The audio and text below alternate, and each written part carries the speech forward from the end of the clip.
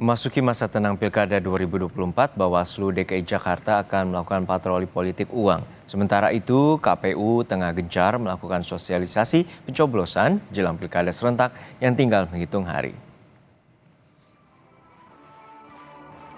Bawaslu DKI Jakarta akan melakukan patroli politik uang dan meminta para pengawas tidak takut saat melakukan patroli pada masa tenang.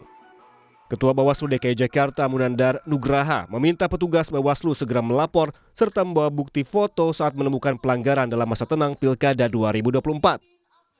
Bawaslu Provinsi DKI Jakarta mengerahkan lebih dari 15.000 petugas pengawas TPS, 297 pengawas kelurahan, 132 pengawas kecamatan, 28 pengawas kabupaten kota, dan 7 pengawas tingkat provinsi.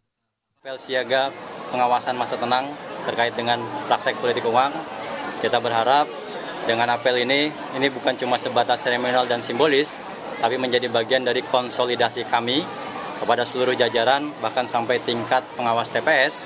Kita minta untuk sama-sama membuka mata dan telinga di wilayahnya masing-masing dan memberikan laporan, bahkan temuan kalau seandainya memang ada praktek politik uang. Sementara itu, Komisi Pemilihan Umum KPU juga tengah bekerja memberikan sosialisasi pencoblosan yang waktunya semakin dekat. Salah satunya, KPU Kota Sukabumi, Jawa Barat menggelar simulasi pemungutan dan penghitungan surat suara di TPS 001 Gunung Parang, Kecamatan Cikole, Kota Sukabumi. Warga pun antusias mengikuti simulasi ini. Simulasi ini sebagai bentuk sosialisasi, terutama bagi pemilih pemula maupun lansia dan penyandang disabilitas. Selain itu, simulasi pemungutan suara dan penghitungan suara ini untuk mengingatkan kembali tahapan yang dilalui DPT serta tugas dan tanggung jawab KPPS. Ini kita melaksanakan simulasi pemungutan dan penghitungan suara untuk pemilihan gubernur dan wakil gubernur dan wali kota serta wakil wali kota. Untuk TPS ini memang menggunakan DPT yang ada di TPS 1 Gunung Parang, ya, TPS 001 dengan jumlah DPT 510 orang. Namun demikian, memang untuk pasangan calon gubernur, wakil gubernur, dan wali kota serta wakil wali kota, kita menggunakan surat suara simulasi, artinya tidak real, ya. Pilkada serentak 2024 akan berlangsung di lebih dari 500 wilayah. Tepatnya, warga akan memilih calon pemimpin daerah di 37 provinsi, 415 kabupaten, dan 93 kota. Artinya, total ada 545 wilayah yang menggelar pemilihan kepala daerah. Jangan lupa, catat pula waktu pemungutan suara 27 November 2024. Anda yang punya hak pilih bisa datang ke tempat pemungutan suara mulai pukul 7 pagi hingga 1 siang waktu setempat.